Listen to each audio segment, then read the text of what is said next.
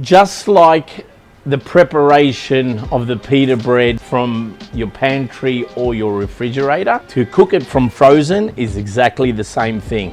In fact, it can be even better because there are some extra water molecules that have gathered on the pita bread. As you see, I can take the pita bread out quite easily and it hasn't cracked. It's still frozen, as you can see, it's frozen solid, and it won't even take any time to defrost. Same process, we turn on our heat and get our pan nice and hot. We oil each layer again.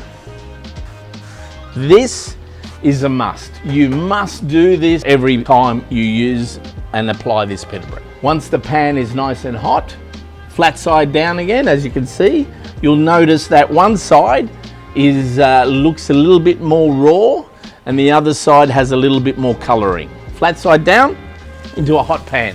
You can hear it sizzle, oh yeah. You'll notice that bubbles will start to form and you'll know you're nearly ready to flip it over. Have a little look at the colour, make sure you got a nice colouring on it and then flip it over. And you'll start to see it rise again, and that's all the steaming of the water within the pita bread starting to activate.